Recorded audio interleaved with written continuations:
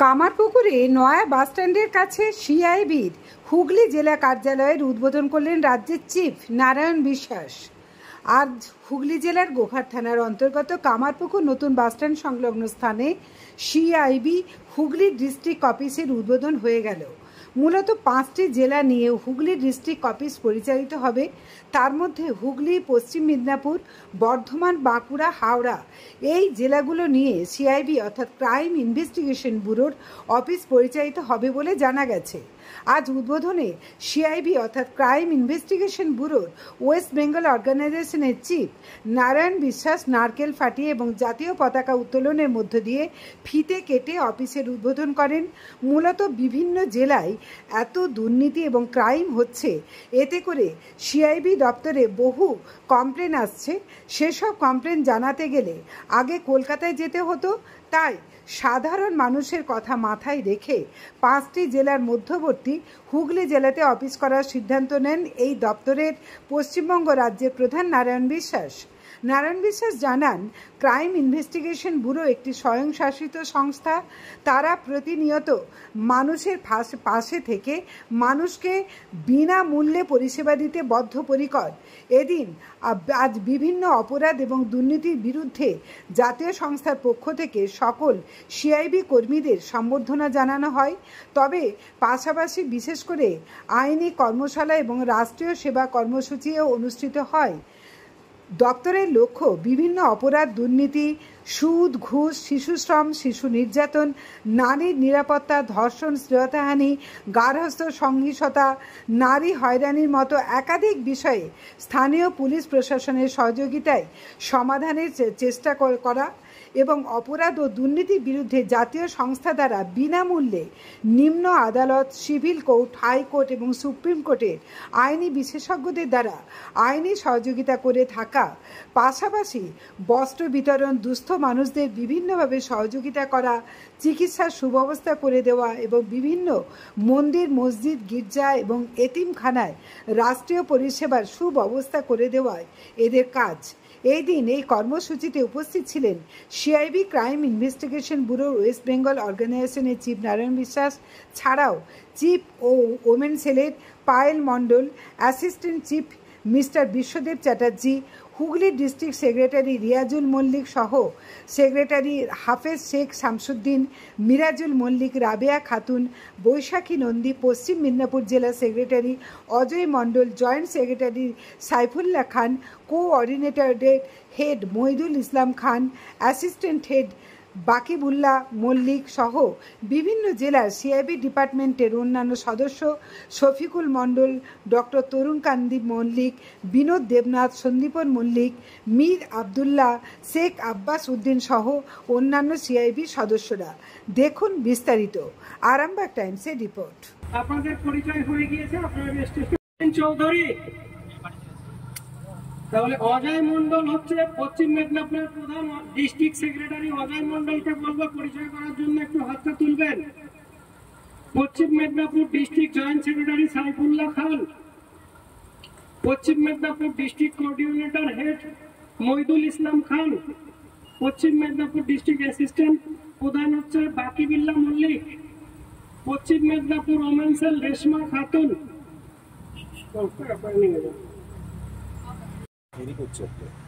হুগলি জেলার প্রধান দায়িত্বে এনরা আছেন। যদি কারোর আইনি সমস্যা হয় বা কারোর কোনো মন্দির, মসজিদ, গির্জা, এতিমখানা, কবরস্থান কোথাও কোনো ক্রাইম বা কোনো সাহায্যের প্রয়োজন হয়, দয়া করে আপনারা আমাদের কাছে কমপ্লেনটা করবেন। এনরা আমাদের দিল্লিকে জানালে আমরা অবশ্যই সেখানে ইমিডিয়েট অ্যাকশন নেওয়ার জন্য চেষ্টা করব বা সেই কাজটা সম্পূর্ণ করার জন্য আমরা অবশ্যই দেখব। আর সবাই একবার করে হাত উঁচু করবে, আমি নাম রাখবো। হুগলি জেলার প্রধান Hooghly district secretary mister Riazul Mallick, Hooghly ডিস্ট্রিক্টের জয়েন্ট সেক্রেটারি শামসুদ্দিন শেখ, হুগলি জেলার ছেলেদের মধ্যে কোঅর্ডিনেটর প্রধান মিস্টার মিরাজুল মল্লিক, হুগলি জেলা মহিলা women cell Mrs Rabeya Khatun, reporter coordinator women cell Baishakhi Nandi,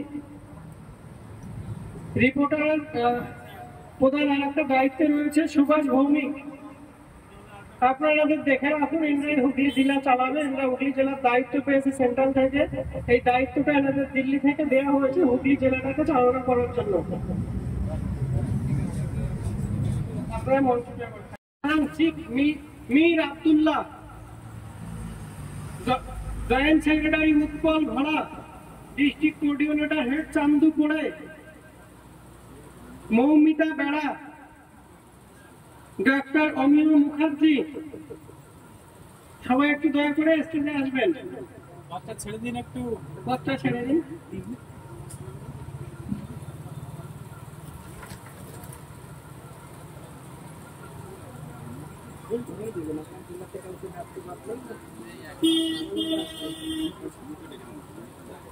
Piu হাতি আসুন, পিউ হাতি, পিউ কুদাতি।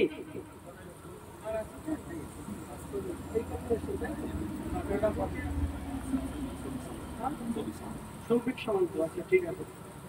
একটু মেদিনীপুর টাউন দিয়ে দিচ্ছি, মেদিনীপুর টাউন, মেদিনীপুর টাউন, সৌভিক সামন্ত, মেদিনীপুর টাউন, মেদিনীপুর টাউন। তো হাওড়া জেলা একটি পরিচয় করিয়ে দেবো, আপনারা চিনে রাখুন। হাওড়া জেলাতে কোনো ক্রাইম বা কোনো কাজের প্রয়োজন হলে হাওড়া জেলাকে বলবেন। আমি যার নাম রাখবো দয়া করে একটু পরিচয়ের জন্য হাতটা তুলবেন যে আমি জেলায় আধিকারিক আছি। যেমন আমি একবার দেখি যে কিভাবে করতে হয়। ওয়েস্ট বেঙ্গল প্রধান, organization chief in West Bengal, West বেঙ্গলের প্রধান মিস্টার নারায়ণ বিশ্বাস।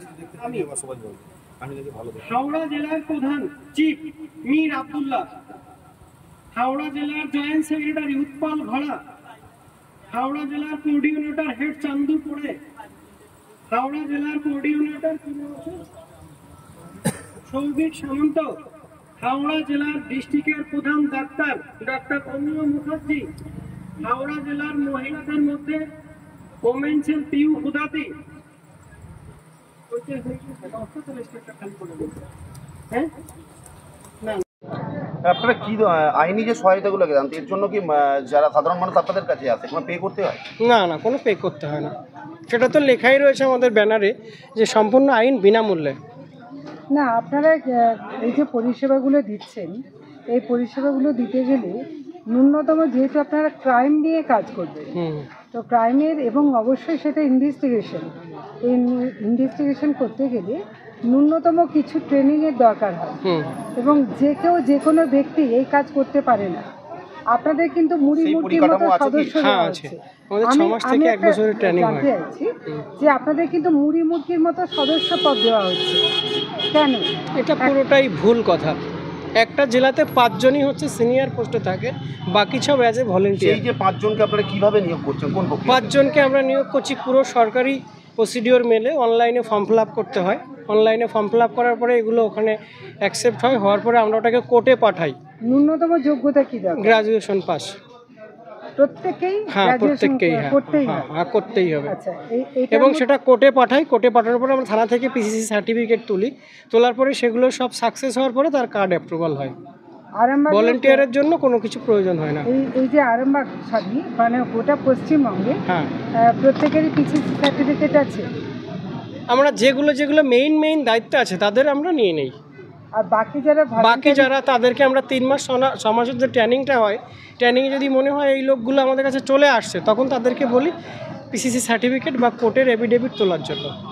ট্রেনিংয়ে যদি তারা আউট হয়ে যায় বা যদি 3 মাসের মধ্যে আমাদের কাছে খবর আসে যে কোনো পুলিশ কেসে বা বিভিন্ন ঝামেলায় তারা যুক্ত আছে, তো আমরা তাদেরকে ছাঁটাই করে দেই 3 মাসের মধ্যেই। আচ্ছা, এই কামারপুকুরে আপনারা নতুন অফিস উদ্বোধন করলেন, এখান থেকে মানুষ কি পরিষেবা পাবে? এখান থেকে মানুষ পরিষেবা পাবে, বিভিন্ন রকম আইনি পরিষেবা পাবে বা বিভিন্ন রকমের অনুদান পাবে। আচ্ছা, আপনারা যে আইনি পরিষেবার কথা বলছেন, এই আইনি পরিষেবাটা আপনাদের নিশ্চয়ই লয়ার রয়েছে। হ্যাঁ, আমাদের এই লয়ারদের ন্যূনতম একটা ফিস থাকে, সেই ফিসটা আপনারা কিভাবে পে করেন? আমাদের লয়ার ফিস নেয় না, আমাদের ডিপার্টমেন্ট থেকে তাদেরকে বেতন দেওয়া হয়। কোনো ফিস নেই। আপনাদের সোর্স অফ মানিটা কোথায়?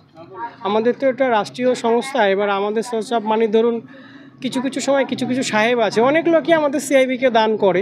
যেমন কিছুদিন আগে একটা ডিএম সাহেব আছে, ওনার ছেলে মেয়ে হয়নি, উনি আমাদের ডিপার্টমেন্টকে ওনার সার্ভিস লাইফের যথেষ্ট টাকা আমাদের দান করেছে।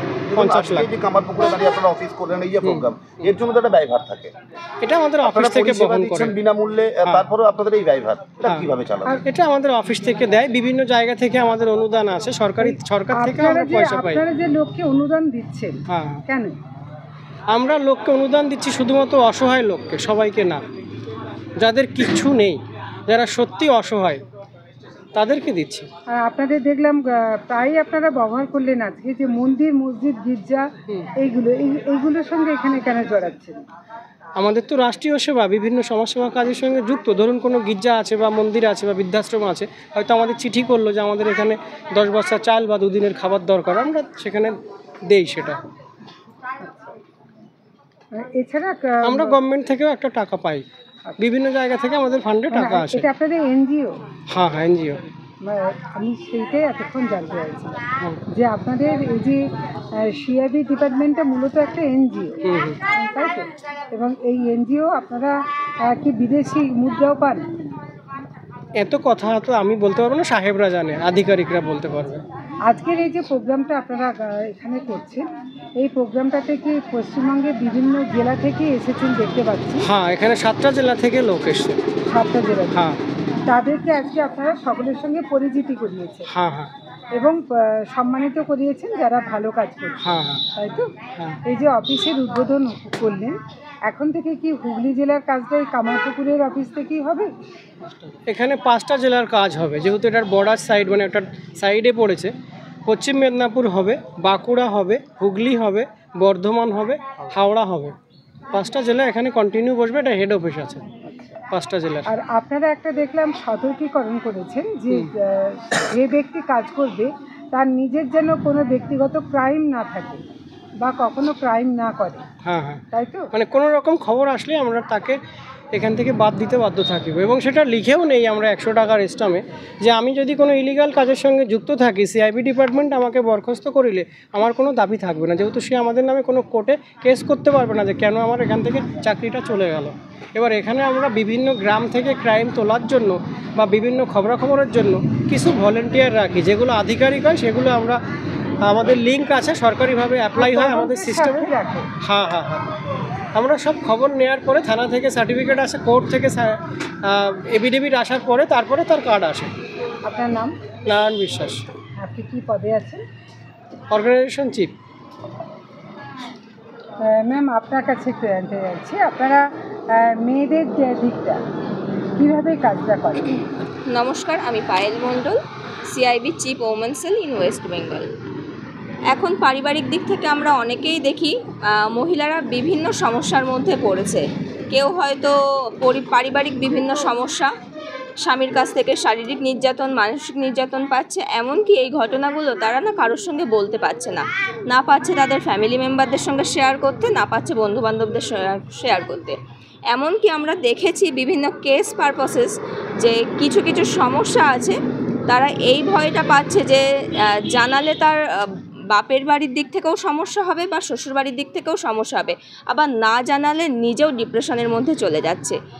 এই সমস্ত কেসগুলো দেখে আমরা আমাদের বিভিন্ন জেলায় যারা মহিলা ওমেন সেলে আছেন তাদেরকে রেখেছি, যে তাদেরকে এমনভাবে আমরা ট্রেনিং দিয়ে তৈরি করছি যে তারা যেন বলতে পারে, মানে তাদের সমস্যাগুলো নিয়ে তাদের কাছে আসতে পারে।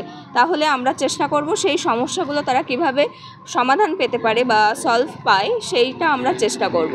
ম্যাম, আপনারা এই যে কাজ করছেন, আপনারা কি সম্পূর্ণ বিনা পারিশ্রমিকে? বিনা পারিশ্রমিক, আমাদেরকে কিছু দিতে হবে না, কিন্তু ধরুন আপনাদের গোঘাট থেকে কারোর কোনো সমস্যা হয়েছে, তার আরামবাগ কোর্টে যেতে হবে বা চুচুড়িয়া কোর্টে যেতে হবে, যেতে যে ট্রান্সপোর্ট সিস্টেমের ভাড়াটা লাগবে সেটা তো আমরা বেয়ার করব না, সেটা তাকে নিজস্ব করতে হবে। কিন্তু মানে আমার পারিশ্রমিক হিসাবে তাকে 100 টাকাও আমাকে দিতে হবে না, নিজের যেটুকু খরচা লাগবে সেটুকু তাকে বেয়ার করতে হবে। তার কেস পারপাসেস যে জেরক্স আছে বা চিঠি করতে হবে বা কোনো সমস্যা হলে সেগুলো সে নিজে হাতেই করবে, আমাদেরকে 1 টাকাও দিতে হবে না, বা মানে আমরা এটা বেয়ার করব না। আমরা শুধু তাকে পথ দেখাতে পারি সে কিভাবে সমস্যা থেকে সমাধান পেতে পারে বা একটা সুন্দর লাইফ লিড করতে পারে তার জন্য। আপনার দায়িত্ব পাওয়ার পর থেকে আপনি এরকম কতগুলো সমস্যার সম্মুখীন হয়েছেন? প্রতিদিন তো হাজারো সমস্যা আছে, তো ভাইটাল আমার মতেই 16 থেকে 17টা আমি নিজে সলভ করেছি। তাছাড়া তো অনেক সমস্যায় আছে যেগুলো রীতিমতো আসতেই পারে, যেমন ডিভোর্স কেসগুলো এখন খুবই আসে, সপ্তাহে 1-2 তো এরকম আসতেই থাকে। আপনার ফোন নাম্বারটা একটুখানি প্লিজ। হ্যাঁ, অবভিয়াসলি গুগলে গিয়ে যদি সিআইবি ওমেন সেল পায়েল মণ্ডল বলে সার্চ করা হয় আমার ফোন নাম্বার দিয়ে দেবে। আদারওয়াইজ যাদের কাছে আমার ফোন নাম্বার আছে সেই ফোন নাম্বারটা সার্চ করলেও আমার নাম সহ দিয়ে দেবে। আমি একটু ফটোতে আমার সমস্যা আছে, ওই জন্য আমি ফটোটা আমার ডিপার্টমেন্টকে দেয়নি, বা আমি রিকোয়েস্টই করেছি আমার যিনি আধিকারিক আছে যে আমার ফটোটা দেওয়ার দরকার নেই, আমার নাম নাম্বার সহ আছে। আমার ফোন নাম্বারটা 9064220253। আমি এই জন্য চাইলাম যে অনেক সময় কোনো মহিলা তিনি যাতে স্বতঃপ্রণোদিত হয়ে আপনার এই নাম্বার থেকে আপনার সঙ্গে যোগাযোগ করতে পারে। হ্যাঁ, আমি নিজের এই জায়গায় থেকে আমি হয়তো খুব বেশি বলতেও পারি না বা বলতেও পাচ্ছি না। কোনো মহিলা যদি নিজস্ব কোনো সমস্যায় পড়ে থাকে বা শারীরিক, মানসিক, পারিবারিক দিক থেকে, বন্ধুবান্ধবদের দিক থেকে বা প্রশাসনিক দিক থেকে কোনো সমস্যায় পড়ে থাকে, আমার কাছ থেকে যদি সাহায্য পেয়ে তার জীবনটা সুন্দর হয় বা সাধারণ জীবনে ফিরতে পারে, আমি নিজেকে খুবই গর্বিত মনে করব, ভীষণ গর্বিত মনে করব। আর এরকম কাজ আমি অলরেডি অনেক করেছি, যার জন্য আমার নিজেকে নিজের জায়গা থেকে খুবই ভালো লাগে। আমি খুব গর্ব অনুভব করি যে আমি এরকম একটা জায়গায় আছি। আর আমার যারা আধিকারিকগণ আছে তারা আমাকে মানে কোনো পার্সোনাল রিলেশনে না, আমাকে আমার সব কিছু দেখে বা আমাকে মানে আমার যোগ্যতা অনুযায়ী আমাকে কাজটা দিয়েছে, তার জন্য আমি তাদেরকেও আমার শতকোটি প্রণাম। আপনার উজ্জ্বল ভবিষ্যতের একমাত্র দিশারি জ্যোতিষ জগতে অদ্বিতীয় ডক্টর অঞ্জন শাস্ত্রী। দেখুন জ্যোতিষ অঙ্গনে অঞ্জন প্রতি রবিবার ঠিক রাত 12টায় শুধুমাত্র TV9 বাংলায়।